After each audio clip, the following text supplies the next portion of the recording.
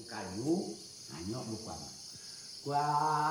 kuamang titian jalur kali jangan kali rumusang terkait jangan kali beratin kita ditahu sawawi priuk bagian musang priuk bagian gadis maka priuk maka lima ikan kecil tagim lagi utang gedang sesak mesat nenek saya panjang jalur yang di pintu ulawang.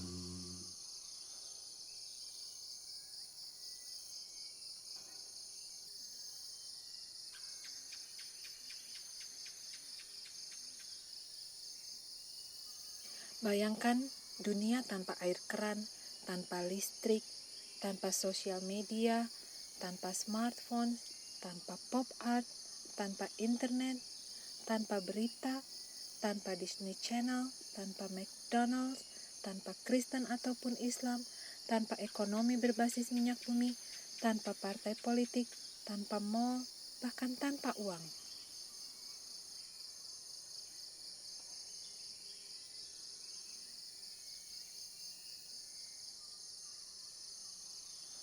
Keagungan tempat ini menggetarkanku. Aku merasa tak berarti. Namun di atas semua itu, aku merasa bebas.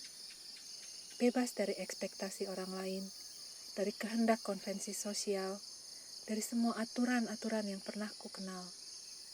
Di sini, semuanya sosial, komunal, dan imani. Aturan-aturan tidak berlaku.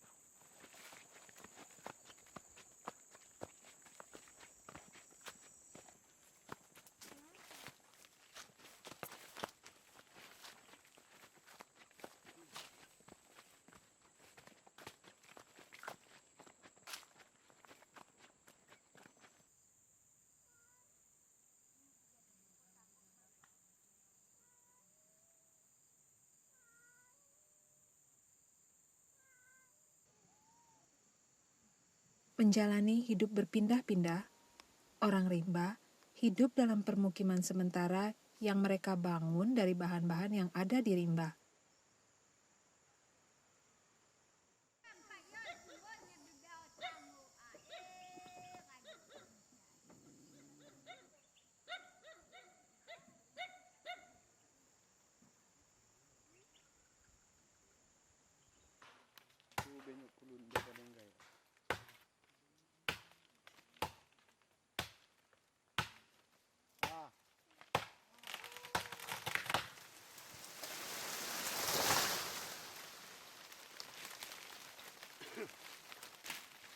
Hutan adalah ibu mereka.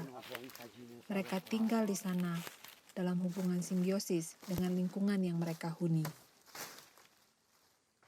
Masyarakat rimba, peramu dan peburu tradisional telah mengembangkan ekonomi subsisten berdasarkan kebun karet demi memperoleh barang-barang yang mereka butuhkan dari pasar terdekat.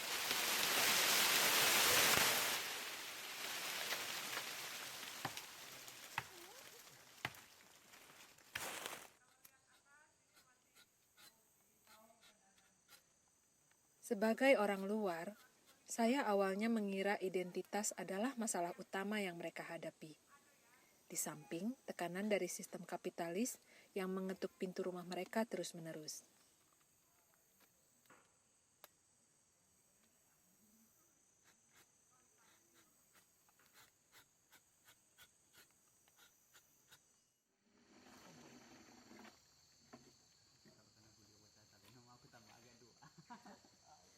Tetapi saya salah, karena pada banyak peristiwa, masalah paling utamanya adalah kepemilikan lahan. Hal ini juga menimpa orang rimba, di mana para pemudanya harus hidup di antara dua budaya berbeda demi bisa melindungi hak-hak mereka dari orang luar, sekaligus juga bisa mengembangkan rasa memiliki di dalam komunitas mereka.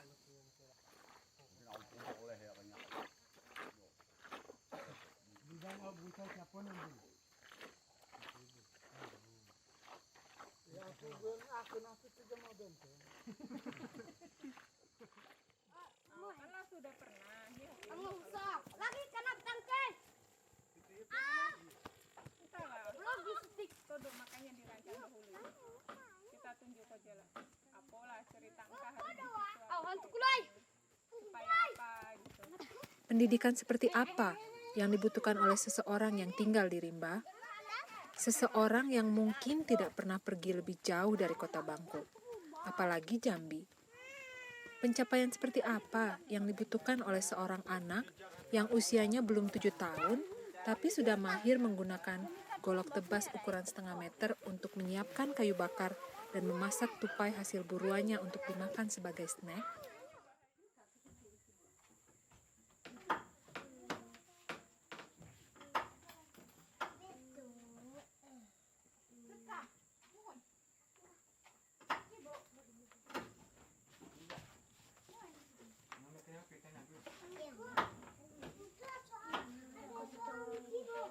Pendidikan bukan tentang ideologi atau sistem kode dalam bangunan atau politik, tapi tentang pemberdayaan.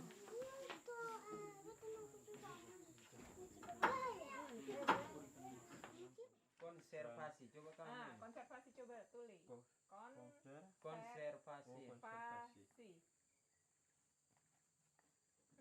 Doroi, masa sejajar duluan? Salah berarti kawan aku anu. Kak Opo lah, betul.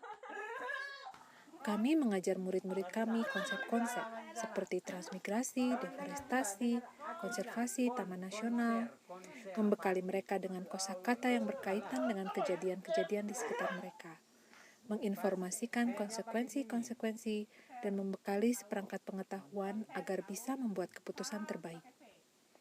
Sehingga mereka bisa menentukan pilihan dan menentukan nasibnya sendiri sebagai orang rimba. Oh, bilang aku loh belang. Coba belum ya. Dia murid ke. Masih salah Belempi. Kalau dengan Masih salah. Ini pakai. Mupa yoy. Kayak uang. Pa. Kan Konservasi. Penebangan hutan untuk pembangunan infrastruktur dan perkebunan kelapa sawit telah mengakibatkan kerusakan lingkungan hidup tradisional orang rimba. Jika memang 80% keanekaragaman hayati berada di hutan-hutan masyarakat adat, kitalah yang sebenarnya sebagai orang luar yang bergantung pada rimba demi bisa bertahan sebagai makhluk hidup.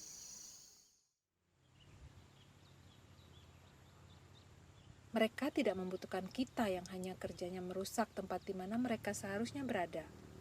Kitalah yang membutuhkan mereka untuk belajar bagaimana hidup dalam keseimbangan.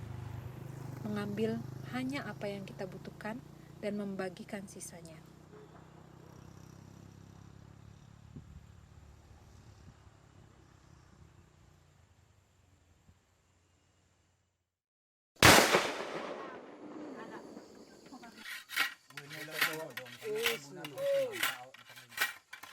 Senumpak aku saya. Dengan tadi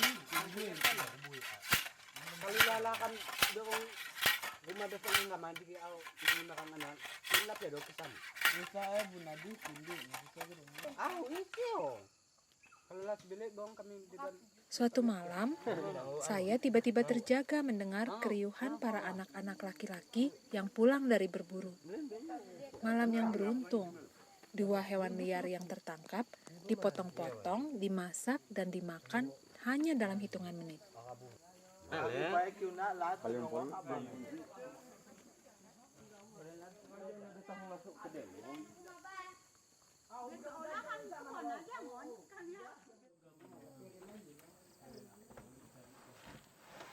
keong untuk sarapan dan beruang untuk makan malam.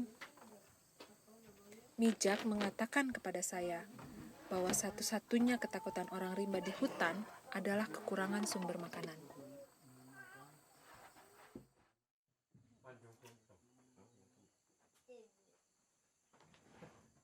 Langsung terlintas di pikiran saya betapa artifisialnya kita orang-orang modern. Kita menciptakan semua identitas budaya kita berdasarkan teknologi, agama, uang, dan negara bangsa untuk membedakan satu dengan yang lain.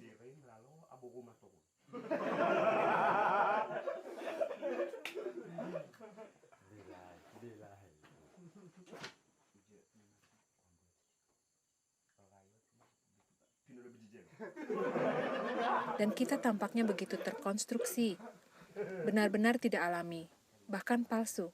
Dan juga tidak perlu demikian, karena pada akhirnya yang kita butuhkan toh adalah pangan dan tempat berteduh.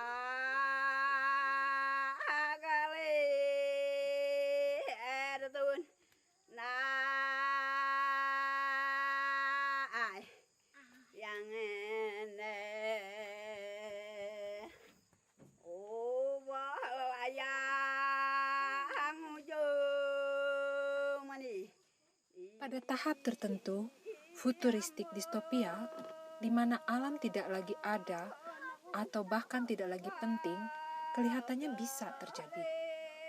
Ide mengenai segala sesuatu dibentuk secara artifisial membuatku terpukul.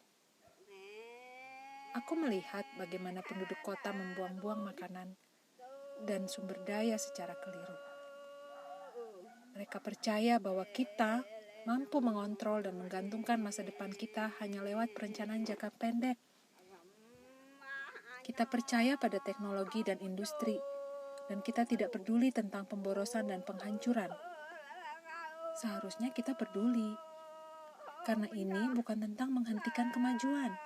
Ini tentang menjadikannya berkesinambungan dan inklusif. Itu yang penting.